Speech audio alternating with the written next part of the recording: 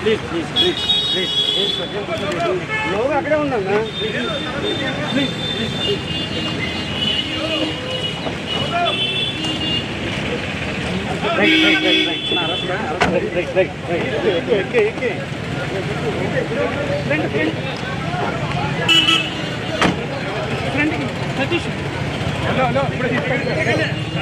వచ్చేసారి తీసుకెళ్ళిపోయారు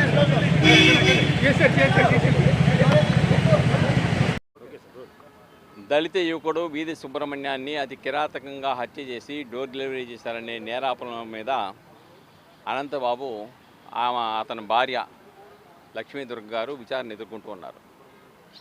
అయితే ఈ కేసు జిల్లా కోర్టులో ప్రత్యేక న్యాయస్థానంలో విచారణ జరుగుతూ ఉండగా విచారణ జరగడానికి సిద్ధంగా ఉండగా ఆ సాక్షుల్ని కాకినాడలో ప్రభావితం చేయడానికి, భయపెట్టడానికి, తప్పుడు సాక్ష్యం చెప్పడానికి, అలాగనే ఒక్కొక్కరికి ₹1,00,000 చొప్పున క్యాష్ను ఇచ్చేసి బలవంతాన్ని ఇచ్చేసి చెప్పకపోతే తీసుకోకపోతే మిమ్మల్ని చంపేస్తామని బెదిరించారని వాళ్ళు ఫిర్యాదు ఇచ్చారు సర్పవరంలో. వాళ్ళ నలుగురు దగ్గర నుంచి కూడా ₹4,00,000 పోలీసు వాళ్ళు స్వాధీనం చేసుకున్నారు. అలానే ఎవరైతే ఇది పరిష్కారం చేసి సాక్షులను ప్రభావితం చేయాలన్నారో ఆయన కూడా 4వ ముద్దాయి. ఆయన ఒప్పుదల స్టేట్మెంట్ ప్రకారం కూడా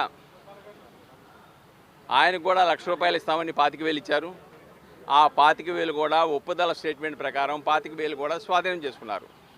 ఇదంతా అయిన తర్వాత అనంతబాబు గారిని A1 మొదటి ముద్దాయిగా పెట్టి మరొక 4 మీద కేసు నమోదు చేశారు.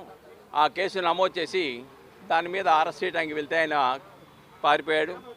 తర్వాత ఈరోజు వీధి సుబ్రహ్మణ్యం కేసు ఏదైతే ఉందో అది ఇక్కడ విచారణ జరుగుతోంది. ఈ విచారణలో ఈయన దొడ్డిదారిని వచ్చాడు. వచ్చిన తర్వాత వాయిదా పడిపోయింది. వాయిదా పడిపోయిన తర్వాత సర్పవరం ఏదైతే కేసు నమోదు చేశారో సాక్షులను బెదిరించారని, వీధి సుబ్రహ్మణ్యం హత్య కేసులో సాక్ష్యం చెప్పొద్దని ఏదైతే బెదిరించారో ఆ బెదిరించిన దానిలో ఆ కేసులో అరెస్ట్ చేయడానికి వచ్చారు. వాయిదా పడిపోయినప్పుడు కూడాను వాయిదా పడిపోయిన తర్వాత ఆయన బయటకు వస్తే అరెస్ట్ చేస్తారని అక్కడే ఉన్నాడు. చివరికి ఇప్పుడు బయటకు వచ్చారు. ఆ కేసులో వీధి సుబ్రహ్మణ్యం కేసులో కాదు, వీధి సుబ్రహ్మణ్యం కేసులో బెయిల్ రద్దు చేయమనే పిటిషన్ ఇంకోటి ఉన్నది. దీనిలో ఈ బెయిల్ రద్దు చేయడానికి అది మంగళవారం బుధవారంలో దాని మీద విచారణ జరిగి నిర్ధారించడం జరుగుతుంది.